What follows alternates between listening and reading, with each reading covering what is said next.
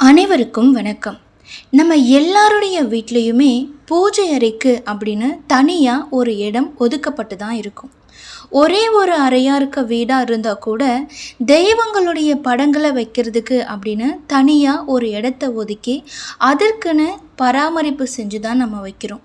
நம்ம எல்லாரையும் வாழ வைக்கிற தெய்வத்தை நம்மளால் முடிஞ்ச அளவுக்கு நம்ம வீட்டில் வச்சு அவங்கள நல்ல முறையில் வழிபாடு செய்கிறது ரொம்பவே சிறந்தது. இந்த வழிபாட்டு முறைகள் வேணால் ஒருத்தருக்கு ஒருத்தர் மாறுபடலாம், ஆனால் வழிபாட்டுக்கான நோக்கம் அப்படின்றது எல்லாருக்குமே ஒன்று தான்.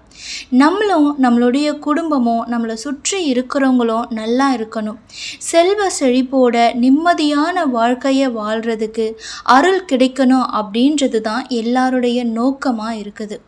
இந்த பூஜை அறையில் நாம் வைக்கிற சில படங்களால் நம்மளுடைய குடும்பத்துக்கு பெரும் கஷ்டங்கள் வரும் அப்படின்னு சொல்லப்படுது.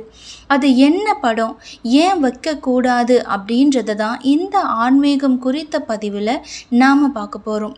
இப்போ தான் முதல் முறையாக நம்ம சேனலில் நீங்கள் பார்க்குறீங்க அப்படின்னா மறக்காமல் சப்ஸ்கிரைப் பண்ணி வச்சுக்கோங்க. இந்த தலைப்பை பார்த்த உடனே நிறைய பேருக்கு புரிஞ்சிருக்கும். பூஜை அறையில் நம்ம வச்சு வணங்கக்கூடாத படங்கள் அப்படின்னா அது நம்மளுடைய முன்னோர்களுடைய படங்கள் தான். இதை ஏன் வைக்கக்கூடாது அப்படின்றத பற்றி நம்ம தெரிஞ்சுக்கலாம். ஒவ்வொரு வீட்லேயும் இறந்த பெரியோர்கள் தெய்வங்களாக மதித்து வணங்கப்படுறாங்க. அப்படி வணங்கி தான் நாம் ஆகணும். ஏன்னா அவங்க தான் நம்மளுடைய பிறப்புக்கும் நம்மளுடைய இந்த வாழ்க்கைக்கும் மூலாதாரமாக இருந்தவங்க. ஏன் நாம் பித்ருதோஷம் இல்லாமல் நல்ல முறையில் வாழ்கிறதுக்கு முன்னோர் வழிபாடு ரொம்பவுமே முக்கியமானது. இதை நம்மளுடைய சாஸ்திரங்கள் ரொம்பவே உறுதியாக வலியுறுத்தி இருக்கு. நம்மளுடைய குலதெய்வத்துடைய அருளை பெறுவதற்காக முன்னோர்களுடைய அருள் இருந்தாதான் அதுவும் முடியும். இது எல்லாமே மறுக்க முடியாத ஒரு உண்மை. என்ன இருந்தாலும் தெய்வங்களுக்கு நிகரான இடத்துல இறந்தவர்களுடைய படத்தை வைக்கக்கூடாது அப்படின்னு நம்மளுடைய சாஸ்திரங்கள் சொல்லுது. இதற்கு காரணம் மனுஷங்க எப்பயுமே தெய்வத்துக்கு சமமானவங்க இல்லை அப்படின்றது தான். இறந்தவங்க தெய்வத்துக்கு சமமாக கருதப்படுவாங்களே தவிர தெய்வமாக மாறது கிடையாது.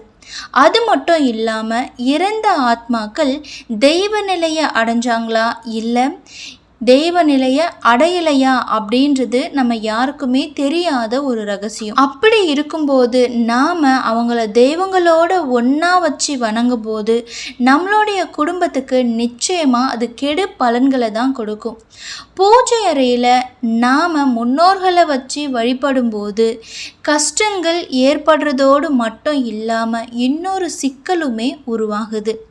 அதாவது அவங்களோட புகைப்படத்தை நாம் வச்சு வழிபடும்போது அவங்கள பார்க்கும்போதும் நமக்கு ஒரு விதமான மன கஷ்டமோ துயரமோ, அவங்க நம்மளை விட்டு நீங்கிட்டாங்களே, நம்மளை விட்டு போயிட்டாங்களே அப்படின்ற வருத்தமும் கண்டிப்பாக எல்லாருடைய மனசுலேயும் இருக்கும். பூஜை அறையில் எப்பயுமே இந்த மனநிலையில் பூஜை செய்யும் பொழுது தெய்வ கடாட்சமோ அருளும் நமக்கு கிடைக்காது. பூஜை அறையில் மகான்களுடைய படங்களையே கூட தனியாக தான் வச்சு வணங்கணும் அப்படின்னு சாஸ்திரங்கள் சொல்லுது. அப்படி இருக்கும்போது இறந்தவர்களுடைய புகைப்படத்தை அங்கே வைக்கிறது தவறு. பூஜை அறையில் நாம் தெய்வ படங்களை கிழக்கு அப்படி இல்லைன்னா மேற்கு திசை பார்த்து வச்சு வணங்குவோம். இறந்தவர்களுடைய புகைப்படத்தை எப்பயுமே தெற்கு திசை பார்த்து மட்டும்தான் வச்சு வணங்கணும். ஒரே பூஜை அறையில் இப்படி திசைக்கு ஒன்றா மாற்றி வச்சு வணங்குறதே வீட்டில் தேவையில்லாத எதிர்மறை அலைகளை உருவாக்கும். பூஜை அறையில் இறந்தவங்க படத்தை வைக்கிறது அறிவியல் ரீதியாகவும் ஆன்மீக ரீதியாகவும் தவறு அப்படின்றத தான் இந்த பதிவின் மூலமாக நம்ம பார்க்குறோம். இதே போல் உங்களோட வீட்டில் 2 படங்களும் ஒன்றா இருக்குது அப்படின்னா அதை தனியாக மாற்றி வச்சு வழிபடுங்க. அது ரொம்பவே நல்லது. நம்மளோட குடும்பம் துன்பப்படுறதுக்கு கஷ்டப்படுறதுக்கு நாமளே எந்த வகையிலும் காரணமாக இருக்கக்கூடாது.